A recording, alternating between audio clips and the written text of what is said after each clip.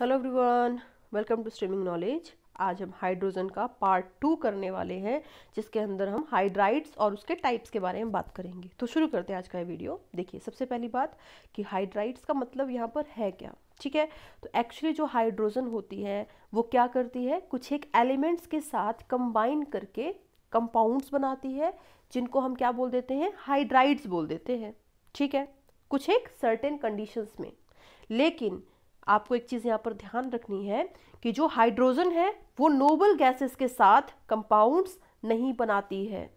ठीक है, वो नोबल गैसेस के साथ हाइड्राइड्स नहीं बनाती है। ठीक है, इतनी बात क्लियर हो गई।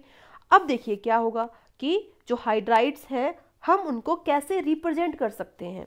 तो अगर हमारे पास ई एलिमेंट है, ठीक है, और एच ऑब्वियसली हाइड्रोजन है, तो हाइड्राइड्स किस किस तरीके के हो सकते हैं, EHX टाइप हो सकते हैं, मींस MgS2 टाइप्स, या EMHN टाइप्स हो सकते हैं, मींस B2H6 टाइप हो गए, HXE टाइप्स हो सकते हैं, मींस वाटर हो गया, HF टाइप्स हो सकते हैं। तो हमने यहाँ पर क्या देख लिया कि जो हाइड्राइड्स है वो इस टाइप के हो सकते हैं। ठीक है, ये हो गया।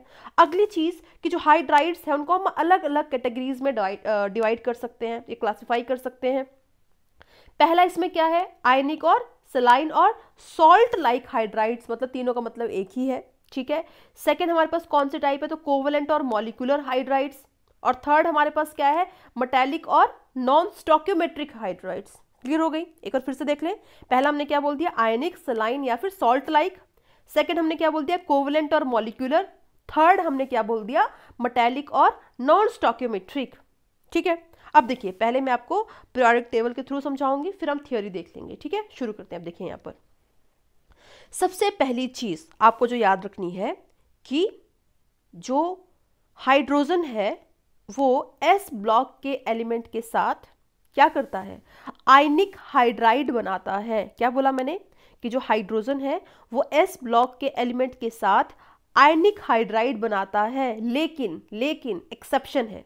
क्या एक्सेप्शन है कि लिथियम के साथ, बेरिलियम के साथ एंड मैग्नीशियम के साथ वो क्या करेगा, कोवलेंट हाइड्राइड बनाएगा। ऐसा क्यों, क्योंकि अगर आपको याद हो तो आपने फजन रूल पढ़ा होगा। फजन रूल क्या बोलता था कि small size of cation and large size of anion will form a covalent compound, यही बोला था, राइट। तो यहाँ पर जो ये हमारे पास लिथियम है, बेरिलियम है या मैग्नीशियम है, वो बहुत छोटे साइज के हैं, इसलिए वो क्या करेंगे, कोवलेंट हाइड्राइड बनाएंगे। लेकिन बचे हुए जितने भी यहाँ पर एलिमेंट्स हैं वो आयनिक हाइड्राइड बनाते हैं।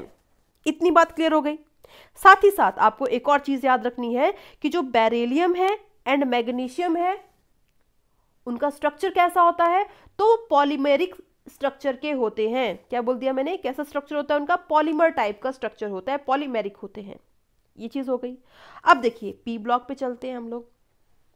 तो पी ब्लॉक में पहला हमने क्या बोल दिया था, जो नोबल गैसेस है वो तो रिएक्ट ही नहीं करती, तो वही लिखा है यहाँ पर, वो रिएक्ट ही नहीं करती। ठीक है, अब देखिए अगला ग्रुप हमारे पास कौन सा है, तो वो है 13th group, right. 13th group है जिसके अंदर कौन कौन से एलिमेंट्स आते हैं, बोरोन आता है, एल्यूमिनियम आता है, गैलियम आता है, इंडियम आता है, थैलियम आता है, यही आते हैं ना। ठीक है, तो देखिए जो हमारे पास 13th ग्रुप है उसके अंदर कितने वैलेंस इलेक्ट्रॉन होते हैं, 3 होते हैं। तो हम क्या बोल सकते हैं कि वो अपना ऑक्टेट कंप्लीट नहीं कर पाते हैं, क्योंकि BH3 टाइप जो है चीजें बनेंगी। ठीक है, तो जो BH3 हो गया वो क्या नहीं कर पाएगा, अपना ऑक्टेट कंप्लीट नहीं कर पाएगा। तो हम क्या बोल सकते हैं कि वो जो हाइड्राइड्स बनाएंगे वो कैसे हाइड्राइड्स बनाएंगे, ग्रुप 13 वाले, वो इलेक्ट्रॉन डेफिशिएंट हाइड्राइड्स बनाएंगे। ठीक है, मतलब जो हाइड्राइड्स होंगे they will act like a Lewis acid. इतनी बात क्लियर हो गई। अब देखिए जो हमारे पास 14th ग्रुप है उसमें क्या होगा। ठीक है, उसमें क्या होता है, तो इसमें कौन कौन से हमारे पास एलिमेंट्स आते हैं, कौन कौन से आते हैं, यही सब आते हैं ना, यही सब आते हैं शायद। ठीक है, तो अब देखिए, अब अगर मैं आपके पास एग्जांपल दूं तो हमारे पास जो कार्बन है वो क्या करता है, मीथेन बनाता है। पढ़ा होगा कहीं पर आपने कि C के साथ 4 बॉन्ड्स आते हैं। ठीक है, इस तरीके से आते हैं। ठीक है, और साथ ही साथ जो कार्बन है उसका ऑक्टेट भी पूरा हो जाता है। ऑक्टेट यहाँ पर पूरा हो रहा है ना, देखिए 2, 4, 6, 8, ऑक्टेट यहाँ पर क्या हो रहा है, पूरा हो रहा है। राइट। लेकिन BH3 के केस में सिर्फ 6 इलेक्ट्रॉन्स थे तो उसका ऑक्टेट पूरा नहीं हो पा रहा था, लेकिन इस केस में ऑक्टेट पूरा हो रहा है। हम क्या बोल सकते हैं इस केस में कि जो हाइड्राइड्स बनेंगे वो इलेक्ट्रॉन प्रिसाइज होंगे, जितने चाहिए उतने हैं। ठीक है, क्लियर होगी चीज। अब देखिए जो 15 हो गया, 16 हो गया, 17th ग्रुप हो गया, उसमें क्या होंगे कि जो हाइड्राइड्स बनेंगे वो इलेक्ट्रॉन रिच होंगे। क्या बोल दिया मैंने, वो इलेक्ट्रॉन रिच होंगे, मतलब हाइड्राइड्स के ऊपर क्या आएगा, लोन पेयर आएगा। ठीक है, हाइड्राइड्स के ऊपर क्या आएगा, लोन पेयर आएगा, वो इलेक्ट्रॉन रिच होंगे and they will act like a Lewis base. ठीक है, वो लुईस बेस की तरह एक्ट करेंगे। ठीक है, इतनी बात क्लियर हो गई। ठीक है, अब देखिए डी ब्लॉक के ऊपर चलते हैं। पहली चीज कि जो डी ब्लॉक होगा उसके जो एलिमेंट्स होंगे वो क्या करेंगे, वो नॉन स्टोकियोमेट्रिक हाइड्राइड्स बनाते हैं। नॉन स्टोकियोमेट्रिक का मतलब क्या होता है कि नॉर्मली जो स्टोकियोमेट्रिक हमारे पास कंपाउंड्स होते हैं उनके अंदर जो एलिमेंट्स होते हैं वो क्या होते हैं, होल नंबर रेशियो में होते हैं। लाइक क्या बोल सकते हैं हम लोग, लाइक CH4 हो गया तो क्या हो गया, 1:4 होगा ना, 1:4 होगा रेशियो। या H2 हो गया तो क्या मतलब क्या हो गया, 2:1 रेशियो है ना, मतलब होल नंबर रेशियो में होते हैं। लेकिन जो नॉन स्टोकियोमेट्रिक होंगे वो कैसे होंगे, सपोज करो हमने यहाँ पर कोई ले लिया, आयरन ले लिया, सपोज करो, वैसे आयरन बनता नहीं है, चलो आयरन छोड़ देते हैं क्योंकि आयरन बनता नहीं है। स्कैंडियम हमने ले लिया सपोज करो, ठीक है, तो ये कैसा बनाएगा, स्कैंडियम सपोज करो कोई हमारे पास यहाँ पर X हो गया तो हाइड्रोजन का लाइक 2.5 हो गए, 3.5 हो गए, 4.5 होगा, मतलब इस तरीके के कंपाउंड्स बनाए जाएंगे। मतलब जो हाइड्रोजन होगा वो क्या होगा, उसमें आधा अधूरा होगा। ठीक है, तो मैंने क्या बोल दिया कि जो डी ब्लॉक वाले एलिमेंट्स होंगे वो नॉन स्टोकियोमेट्रिक हाइड्राइड्स बनाएंगे। इतनी बात क्लियर हो गई। अब देखिए एक और बात समझिए कि जो 789 ग्रुप के जो एलिमेंट्स होंगे वो हाइड्राइड गैप को शो करते हैं। यहां पर हाइड्राइड गैप का मतलब क्या है कि वो हाइड्रोजन के साथ रिएक्ट नहीं करेंगे, वो हाइड्राइड्स नहीं बनाएंगे। तो याद रखना है 7, 8, 9। ठीक है, साथ ही साथ जो 6 ग्रुप के एलिमेंट्स होंगे उनमें से सिर्फ क्रोमियम जो है हाइड्राइड बनाता है। ठीक है, F वाले भी क्या करेंगे, वही नॉन स्टोकियोमेट्रिक हाइड्राइड्स बनाएंगे। ठीक है, D और F दोनों ही नॉन स्टोकियोमेट्रिक हाइड्राइड्स बनाएंगे। ठीक है, इतनी बात क्लियर हो गई होगी आपको। तो हमने क्या बोल दिया, हाँ एक और चीज, जो P ब्लॉक वाले होंगे वो क्या करेंगे, कोवलेंट हाइड्राइड्स बनाएंगे। यहाँ पर लिख देते हैं, जो P ब्लॉक वाले वो क्या करेंगे, कोवलेंट हाइड्राइड्स बनाएंगे। ठीक है, और जो हमारे पास D ब्लॉक वाले वो कैसा बना देंगे, मेटेलिक हाइड्राइड्स बना देंगे। ठीक है, मेटेलिक हाइड्राइड्स बना देंगे। और S ब्लॉक वाले क्या कर रहे थे, आयनिक बना रहे थे, लेकिन हमारे पास ये चीज़ जो थी यहाँ पर एक्सेप्शन में थी, और बेरिलियम मैग्नीशियम पॉलीमेरिक स्ट्रक्चर था उनका, ये हमने कर लिया। 13th वाले क्या थे, इलेक्ट्रॉन डेफिशिएंट थे। 14th वाले प्रिसाइज थे। 15, 16th वाले इलेक्ट्रॉन रिच थे। और 18th वाले क्या थे, रिएक्ट ही नहीं करते थे। 7th, 8th, 9th वाले क्या थे, हाइड्राइड गैप शो कर रहे थे, वो भी रिएक्ट नहीं कर रहे थे। 6th में सिर्फ क्रोमियम रिएक्ट कर रहा था, और ये सारे क्या थे, नॉन स्टोकियोमेट्रिक थे, मेटेलिक हाइड्राइड बनाते थे। F ब्लॉक वाले मेटेलिक प्लस नॉन स्टोकियोमेट्रिक। ठीक है, आगे चलें, अब इसी चीज़ को हम डिटेल में देखने वाले हैं। ठीक है, जो अभी तक हमने किया वही आगे हम देखने वाले हैं। देखिए यहाँ पर सबसे पहले हम बात कर रहे हैं आयनिक और सलाइन और हाइड्राइड्स। ठीक है, तो दोनों का मतलब एक ही है, इसलिए यहाँ पर और करके लिखा हुआ है। तो पहली चीज़ यहाँ पर क्या हो गई कि स्टोकियोमेट्रिक बनेंगे, भाई सीधी सी बात है, स्टोकियोमेट्रिक ही बनते हैं। ठीक है, लिथियम हाइड्राइड हो गया, सोडियम हाइड्राइड हो गया, तो ये सारे क्या है, स्टोकियोमेट्रिक है ना, 1:1 रेशियो या 1:2 रेशियो, 1:3 रेशियो, कुछ भी हो सकता है, तो वो स्टोकियोमेट्रिक बनाएंगे, पहली चीज़ हो गई।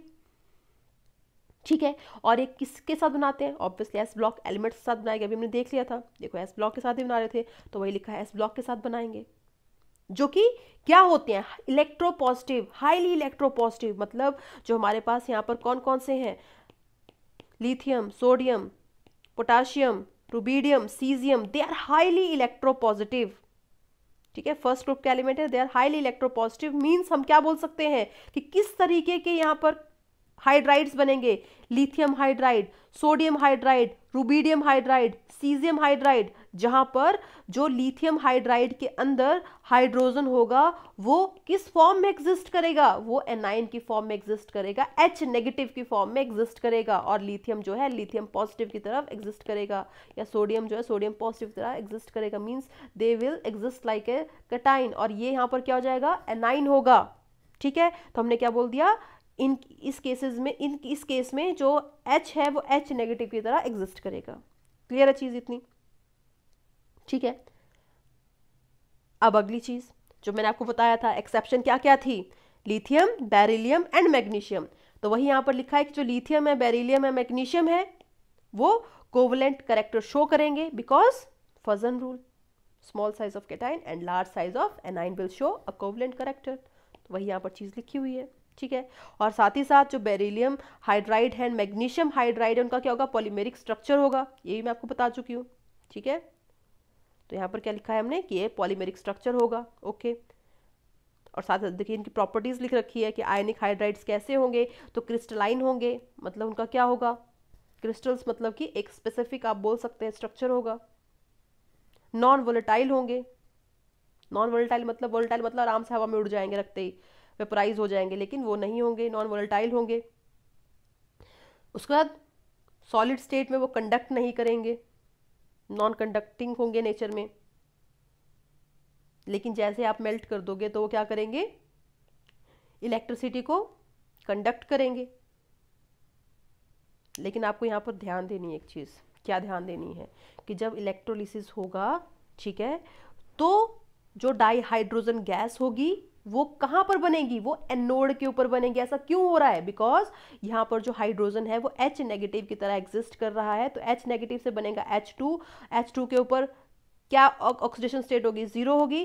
तो मतलब -1 से 0 पर जा रहे हैं, यही हो रहा है। मीन्स क्या हो रही है यहाँ पर, क्या हो रहा है यहाँ पर, ऑक्सीडेशन हो रही है। क्या हो रही है, ऑक्सीडेशन हो रही है। ठीक है। तो हम क्या बोल सकते हैं, क्या बोल सकते हैं यहाँ पर कि जो ऑक्सीडेशन होगी वो एनोड के ऊपर होती है। तो इसका मतलब क्या हो गया कि जो हाइड्रोजन गैस है वो कहां पर लिबरेट होगी, वो एनोड के ऊपर होगी। ठीक है, इतनी चीज क्लियर हो गई। अब देखो आगे चलते हैं। तो वही लिखा है विच कन्फर्म्स H नेगेटिव। देखिए इस सेम चीज़ लिखी हुई है जो मैंने आपको बता दिया, वही सेम चीज़ यहाँ पर लिखी हुई है।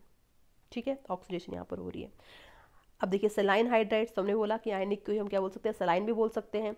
तो क्या हो सकता है यहाँ पर, जो सेलाइन होते हैं वो बहुत ज़्यादा वायलेंटली रिएक्ट करते हैं वाटर के साथ, और साथ ही साथ क्या करते हैं, डाइहाइड्रोजन गैस को प्रोड्यूस करते हैं। ठीक है। तो जैसे हमने सोडियम हाइड्राइड लिया, उसके अंदर पानी आपने ऐड कर दिया, तो क्या होगा कि वो बहुत ज़्यादा वायलेंटली रिएक्ट करेंगे, और साथ ही साथ उससे हाइड्रोजन गैस जो है लिबरेट हो जाएगी with the formation of sodium hydroxide. ठीक है। और जो लिथियम हाइड्राइड्स होंगे वो मॉडरेट टेम्परेचर के ऊपर ऑक्सीजन और क्लोरीन के साथ अनरिएक्टिव होंगे। ये चीज़ आपको याद रखनी है, इंपॉर्टेंट है। क्या बोल दिया मैंने कि मॉडरेट टेम्परेचर के ऊपर जो लिथियम हाइड्राइड होंगे वो ऑक्सीजन एंड क्लोरीन के साथ अनरिएक्टिव होंगे। इसलिए हम क्या बोल सकते हैं कि they are useful for the synthesis of other hydrides, because वो क्या है, अनरिएक्टिव है, वो किसी और के साथ अनरिएक्टिव नहीं होंगे। तो जो आपको प्रोडक्ट चाहिए होगा वो इजिली आपको बनाने में हेल्प कर देंगे। ठीक है। तो इसलिए यहाँ पर लिखा है लिथियम हाइड्राइड जो है Al2Cl3 के साथ रिएक्ट करेगा and then it will form lithium aluminium hydride plus 6 molecule of AiCl। और वैसे लिथियम हाइड्राइड जो B2H6 के साथ रिएक्ट करके क्या बना देगा, लिथियम बोरोन हाइड्राइड। ठीक है, ये हो गया। आगे चलते हैं। अब हम बात करेंगे कोवलेंट और मॉलिक्यूलर हाइड्राइड्स के बारे में। तो कौन बना रहा था कोवलेंट, हमने कर लिया था। कौन बना रहा था, P ब्लॉक वाले बना रहे थे, P ब्लॉक वाले। ठीक है। तो वही यहाँ पर लिखा है कि जो कोवलेंट और मॉलिक्यूलर हाइड्राइड्स होंगे वो मोस्टली P ब्लॉक वाले एलिमेंट्स बनाएंगे। ठीक है। एग्जाम्पल देखिए CH4, NH3, वाटर, HF। ठीक है, ये हो गया। तो हाइड्राइड जो होंगे हमारे पास, मतलब hydrogen compounds with non metals जो होंगे उनको भी हम क्या बोलते हैं, हाइड्राइड्स ही बोलते हैं। वही यहाँ पर देखिए लिखा है, सारे के सारे क्या हैं, हाइड्राइड्स हैं। मतलब जो हाइड्रोजन बनाएगा हाइड्राइड्स विद नॉन मेटल्स, उनको भी हम क्या बोलते हैं, हाइड्राइड्स ही बोलते हैं। ठीक है, ये चीज हो गई। लेकिन ये नेचर में क्या होंगे, वोलेटाइल होंगे। नेचर में क्या होंगे, ये वोलेटाइल होंगे। ठीक है। पिछले वाले क्या थे, नॉन वोलेटाइल थे। अब देखिए जो हमारे पास मॉलिक्यूलर हाइड्राइड्स होते हैं, ठीक है, उनको हम क्या कर सकते हैं, अलग अलग तरीके से क्लासिफाई कर सकते हैं according to the number of electrons and bonds in their Lewis structure. तो पहले हमारे पास क्या है, इलेक्ट्रॉन डेफिशिएंट, दूसरे क्या है इलेक्ट्रॉन प्रिसाइज, तीसरे हमारे पास क्या है इलेक्ट्रॉन रिच हाइड्राइड्स। ठीक है, तो हमने क्या किया था, अगर आपको याद, हमने क्या बोला था कि जो ग्रुप 13 वाले होंगे वो इलेक्ट्रॉन डेफिशिएंट बनाएंगे, ग्रुप 14 वाले इलेक्ट्रॉन प्रिसाइज होंगे, और ग्रुप 15, 16, 17 वाले कैसे होंगे, इलेक्ट्रॉन रिच हाइड्राइड होंगे, और 18 वाले तो रिएक्ट ही नहीं करते, तो वही हम बात करने वाले हैं। तो देखिए सबसे पहले हमारे पास क्या आएंगे, इलेक्ट्रॉन डेफिशिएंट हाइड्राइड्स आएंगे। तो इलेक्ट्रॉन डेफिशिएंट के पास क्या होते हैं, इलेक्ट्रॉन्स की कमी होती है, तो क्या बोल सकते हैं हम कि उनके पास सफिशिएंट नंबर ऑफ इलेक्ट्रॉन्स है ही नहीं ताकि वो क्या कर सके, लुईस स्ट्रक्चर बना सके। तो जितने भी एलिमेंट्स ग्रुप 13 के हैं वो क्या करेंगे, इलेक्ट्रॉन डेफिशिएंट कंपाउंड्स बनाएंगे। ठीक है, boron, aluminium, gallium, indium, thallium, सारे के सारे क्या करेंगे, वो इलेक्ट्रॉन डेफिशिएंट कंपाउंड बनाएंगे। साथ ही साथ जो कंपाउंड्स होंगे they will act as a Lewis acid और इलेक्ट्रॉन एक्सेप्टर्स। क्लियर होगी चीज। दूसरे हमारे पास क्या है, इलेक्ट्रॉन प्रिसाइज कंपाउंड्स हैं। इनके पास क्या होंगे, रिक्वायर्ड नंबर ऑफ इलेक्ट्रॉन्स होंगे, जितने चाहिए होते हैं किसी लुईस स्ट्रक्चर को राइट लिखने के लिए। तो इनसे आप मतलब आप बोल सकते हैं कि आप इजिली जो है लुईस स्ट्रक्चर बना सकते हो। ठीक है, ये चीज हो गई। तो जितने भी ग्रुप 14 के एलिमेंट्स होते हैं they are electron precise compounds, और उनकी जो ज्योमेट्री होती है वो कैसी होती है, टेट्राहेड्रल होती है। हमने किया है, कुछ इस तरीके के होते हैं वो, CH4 मीथेन ऐसा होता है ना, टेट्राहेड्रल होता है, तो वही यहां पर लिखा हुआ है। ठीक है, अब हमारे पास जो नेक्स्ट है वो कौन से आते हैं, इलेक्ट्रॉन रिच हाइड्राइड्स आते हैं। तो जो इलेक्ट्रॉन रिच हाइड्राइड्स है उनके पास क्या है, एक्सेस ऑफ इलेक्ट्रॉन्स है, जो कि as a lone pair present होते हैं उनके ऊपर। ठीक है, और ग्रुप 15 to 17 वाले जो एलिमेंट्स हैं वो क्या करते हैं, वो इलेक्ट्रॉन रिच हाइड्राइड्स बनाते हैं। हमने ऑलरेडी स्टार्टिंग में भी कर लिया था। जैसे NH3 उसके पास 1 लोन पेयर होगा, H2 के पास 2 लोन पेयर्स होंगे, HF के पास 3 लोन पेयर्स होंगे, और ये सारे के सारे क्या करते हैं, लुईस बेस की तरह बिहेव करते हैं, मींस इलेक्ट्रॉन डोनर की तरह बिहेव करते हैं। अब देखिए, अब हमने क्या बोला, इनके ऊपर क्या है, लोन पेयर है सबके ऊपर, तो मतलब ये क्या होंगे, हाईली इलेक्ट्रोनेगेटिव होंगे। क्या होंगे ये, हाईली इलेक्ट्रोनेगेटिव होंगे। तो हम क्या बोल सकते हैं कि जब हम हाइड्राइड्स लेंगे किसके, इनके 15, 16, 17 ग्रुप वाले एलिमेंट्स के, तो उनके बीच में हाइड्रोजन बॉन्डिंग देखने को मिलेगी। क्या बोल दिया मैंने, एक बार फिर से रिपीट करती हूँ, मैंने बोला इन सब के ऊपर क्या है, लोन पेयर्स है, मींस वो बहुत ज्यादा इलेक्ट्रोनेगेटिव होंगे। तो मतलब जब हम हाइड्राइड लेंगे उनका, तो क्या होगा कि हाइड्राइड्स के बीच में हाइड्रोजन बॉन्ड फॉर्मेशन देखने को मिलेगी। जैसे वाटर है हमारे पास H2O, तो ये ऑक्सीजन क्या करेगा, इस तरीके से हाइड्रोजन बॉन्डिंग शो कर देगा। ये हमारे पास HF है, तो वो क्या करेगा, जो H है वो क्या करेगा, इस तरीके से हाइड्रोजन बॉन्डिंग शो कर देगा। ये चीज हो गई। अब अगले टाइप्स पे चलते हैं। अगले टाइप कौन से हमारे पास, मेटेलिक और नॉन स्टोकियोमेट्रिक। ये कौन बनाता था, तो D एंड F वाले बनाते थे। ठीक है, तो वही लिखा है यहाँ पर, D एंड F वाले कौन बनाएंगे, मेटेलिक और नॉन स्टोकियोमेट्रिक बनाएंगे हाइड्राइड्स। लेकिन हमने किया था कि जो 7, 8, 9 ग्रुप वाले जो एलिमेंट्स होते हैं वो कोई भी हाइड्राइड नहीं बनाते हैं, और ग्रुप 6 में सिर्फ क्रोमियम जो है वो हाइड्राइड बनाता है, टाइप CrH टाइप। ठीक है, क्रोमियम हाइड्राइड। साथ ही साथ they are metallic in nature, तो वो क्या करेंगे, हीट एंड इलेक्ट्रिसिटी को कंडक्ट करेंगे। मानते उतना एफिशिएंट नहीं होंगे जितना कि उनके पेरेंट मेटल्स होते हैं, बट स्टिल क्या बोल सकते हैं कि वो एफिशिएंट उतने नहीं होंगे, but still they will conduct electricity and heat. ठीक है, और नेचर में क्या होंगे, वो कैसे हाइड्राइड्स बनाएंगे, नॉन स्टोकियोमेट्रिक बनाएंगे, जहां पर हमें हाइड्रोजन की डेफिशिएंसी देखने को मिलेगी। देखिए यहाँ, अब देखिए आपके सामने उसी का एग्जाम्पल है। यहां पर क्या लिखा है, LaH 2.87 लिखा है, या YbH 2.55 लिखा है। तो यहाँ पर जो हाइड्रोजन एक्चुअली पूरे नहीं है, ये 2.55 लिखा है, 2.87 लिखा है, 1.5, 1.8 लिखा है, मींस आप बोल सकते हैं दे आर नॉन स्टोकियोमेट्रिक, क्योंकि स्टोकियोमेट्रिक में क्या होता है कि होल नंबर रेशियो होता है, लेकिन यहाँ पर होल नंबर रेशियो नहीं है, वो फ्रैक्शन में है। ठीक है, मतलब जो इस तरीके के हाइड्राइड्स होते हैं वो लॉ ऑफ कांस्टेंट कंपोजिशन को फॉलो नहीं करते हैं। ठीक है, ये हो गया।